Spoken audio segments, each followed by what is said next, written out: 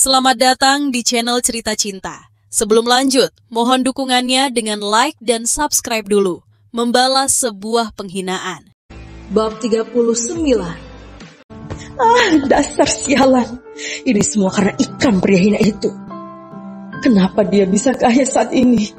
Tidak mungkin selama 1 tahun dia bisa menjadi kaya secara tiba-tiba. Aku harus mencari tahu tentang pria miskin itu, ucap Ibu Ningsih dan langsung duduk di samping ranjang Wulan dirawat. Hari menjelang siang, setelah mendatangi kantor miliknya, Ikram pun langsung pergi menuju ke arah markas besar. Dia akan memulai rencana penjagaan ketat untuk seluruh anggota keluarganya. Jangan sampai kali ini Ikram lengah dan kecolongan. 1 jam perjalanan, akhirnya Ikram sudah tiba di dalam markas. Dan anak buah miliknya langsung berkumpul untuk menyampaikan laporan yang mereka dapat. Bagaimana, Mark? Kau sudah menempatkan anak buah kita di sudut rumah dan sekolah anakku cinta, kan? Sudah, bos. Dan menurut pantauan mereka, ada segerombolan orang yang menyamar berada di sekeliling sekolah. Sepertinya itu adalah kelompok musuh, bos. Jawab Mark. Baiklah, mulai bermain cantik, Mark. Tangkap mereka dengan cara diam-diam. Ingat, jangan sampai membuat keributan. Karena di sana banyak anak kecil dan wanita. Baik, bos. Mark, gunakan senjata tanpa suara yang berisikan racun. Buat mereka pingsan lalu bawa mereka ke tahanan bawah tanah. Sudah saatnya kita bergerak cepat. Perintah dilaksanakan, bos. Dan setelah itu, Ikram pun langsung menyusun rencana penyerangan markas Charles yang baru mereka temui. Setelah keluar dari rumah sakit, Indra langsung pergi menuju ke markas milik Charles. Dan setibanya di sana, dia dengan cepat berlari masuk ke dalam markas. Bagaimana, Charles? Apa kau sudah menggerakkan anak buahmu? Tanya Indra tak sabar. Menurutmu bagaimana? Ternyata lawan kita saat ini benar-benar licik dan cerdik. Maka aku juga harus lebih licik dari mereka. Apa maksudmu, Charles? Ya, asal kau tahu, Ikram sudah membaca rencanaku. Saat ini anak buahnya sudah menghabisi anak buahku yang sedang bertugas di depan sekolah. Mereka menggunakan senjata beracun yang membuat musuh langsung terjatuh bila terkena tembak. Benar-benar bangsat. Teriak Charles marah.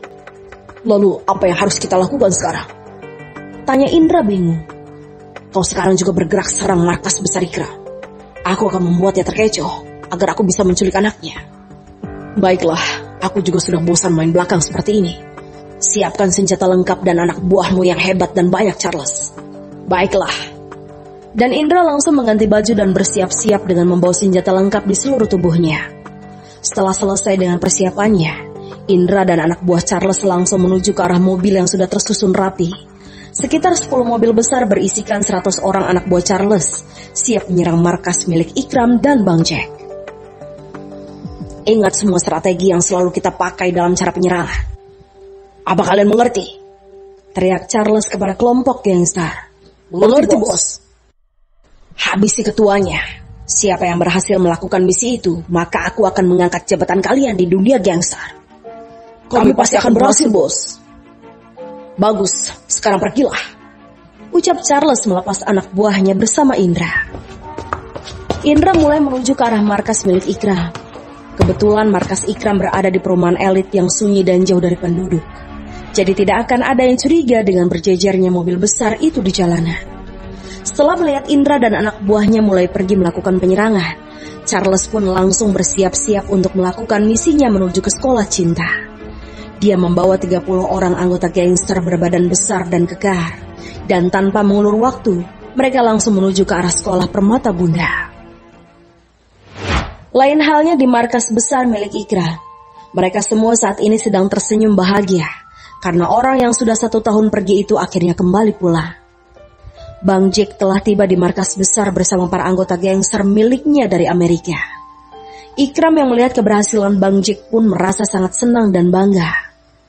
Selamat, Bang. Akhirnya kau pulang kembali ke markas ini. Ucap Ikram. Ia memeluk Bang Jack. Tentu, Ikram. Karena musuh besarku telah berada di sini. Ikram, bagaimana perkembangan dari pengintaian kalian? Tanya Bang Jack. Anak buah kita sudah menghabisi musuh yang sedang menyamar di depan sekolah cinta, Bang. Mereka saat ini sedang mengincar kelemahanku. Ya, aku tahu itu. Makanya aku pulang untuk menumpas habis kejahatan mereka. Ucap Bang Jack. Bang, Ayo, kita bersiap-siap. Sebentar lagi kita akan menyambut kedatangan tamu yang tak diundang. Ucap Ikram mengejutkan Bang Jack. Maksudnya, tamu siapa Ikra? Tanya Bang Jack yang terkejut. Tentu saja Indra Wiguna bersama kelompok gangster milik Charles. Aku sudah tidak sabar ingin memberi pelajaran kepada Indra, Bang. Bagaimana kau bisa tahu, Ikra? Tentu saja dari hacker terbaikmu, Bang. Lois yang telah berhasil membobol data pribadi mereka. Ucap Ikram bangga. Wah, sepertinya aku datang tepat waktu. Baiklah, ayo kita bersiap-siap. Sembunyikan anak buah yang lain di luar markas. Kita kepung mereka seperti tikus yang terkena perangkap. Baik, Bang. Cepat ambil posisi sekarang juga. Bawa senjata lengkap di tangan kalian. Teriak Ikram memberi aba-aba. Mark, kau pergi ke sekolah anakku cinta. Bawa anak buah dan jaga di kawasan sekolah. Aku yakin Charles pasti sudah merencanakan sesuatu untuk kita. Baik bos, perintah dilaksanakan. Mark langsung keluar menuju ke arah mobilnya dan mengendarainya dengan kecepatan tinggi. Beberapa jam dalam perjalanan akhirnya Indra sudah tiba di wilayah markas milik Ikram dan Bang Jack. Dari kejauhan mereka langsung turun dari mobil dan merunduk menuju ke arah markas. Tanpa mereka tahu, jika di luar markas sudah bersembunyi para anak buah Ikram dan Bang Jack yang siap menyerah. Mereka berada di balik pohon dan taman milik perumahan tersebut. Dan setelah musuh mulai mendekat, mereka pun mulai menembak dan menyerang anak buah yang Indra bawa. Suara tembakan mulai terdengar bersautan, menggelegar di wilayah perumahan sunyi itu. Indra dan anak buahnya mulai diserang oleh anak buah milik Ikram, dan adu tembak pun langsung terjadi dengan sangat dahsyat. Indra yang sudah terlatih dalam memegang senjata, dengan gampang menjatuhkan lawannya, begitupun dengan anak buah gangster milik Charles. Lawan sama-sama hebat, sampai akhirnya Indra dan 50 gangster miliknya menuju masuk ke dalam pekarangan markas. Anak buah Ikram membiarkannya saja, karena mereka sedang fokus membasmi yang ada di dalam taman luar markas. Sesampainya di dalam pekarangan markas, anak buah geng Black Dragon yang sedang berjaga pun menyerang kembali mereka. Kali ini penyerangan tanpa senjata, para musuh menggunakan pisau dan senjata tajam. Ikram dan Bang Jack mulai keluar, membantu anak buahnya menghabisi musuh. Walau dari segi tubuh dan fisik sangat kalah jauh dengan mereka, tapi tenaga dan kepintaran geng Black Dragon tidak bisa diragukan lagi. Sampai akhirnya, Indra yang melihat Ikram sedang melawan anak buahnya. Dengan cepat dia membidik Ikram dari belakang. Suara senjata yang dikokang oleh Indra dan siap menekan senjata itu ke arah tubuh Ikram dari belakang. Tapi tidak dia sangka, ternyata sudah ada seseorang yang meletakkan senjatanya tepat di belakang kepala Indra. Membuat Indra diam tak berkutik. Kau memang pandai jika menyerang dari belakang. Tapi aku juga lebih pintar darimu, Indra. Ucap Bang Jack kepada Indra. Berdebas sialan. Minggir kau, Jack. Aku tidak punya urusan denganmu. Jangan ganggu misiku untuk menghabisi nyawanya, bodoh. Teriak Indra marah. Jangan meneriakiku, Indra brengsek. Atau timah panasku akan tembus ke dalam otakmu ini. Ucap Jack mengancam Indra. Tapi ternyata Indra tak mengindahkan ucapan dari Bang Jack. Dengan cepat dia langsung menembakkan senjatanya ke arah tubuh Ikram dari belakang. Dan suara tembakan terdengar sangat nyaring. Mereka semua berhenti sambil menatap ke arah asal suara itu. Sekali lagi, tembakan itu dilayangkan ke tubuhnya, membuat dia, Indra, langsung jatuh tertidur di tanah dengan mata terbuka. Ikram, panggil Bang Jack menyadarkan Ikram. Aku sudah mengetahui jika dia akan menembakku dari belakang, Bang. Dan aku langsung berbalik dan menembak saat sedetik kemudian dia akan menembakku tadi. Maaf Indra, aku terpaksa mengakhiri hidupmu, karena kau sangat mengancam keselamatan banyak orang. Semoga kau diterima di sisi Tuhan. Ucap Ikram menutup mata Indra yang melotot. Ikram, kau membuatku jantungan. Kau tahu, resiko yang kau ambil sangat terlalu besar, Ikram.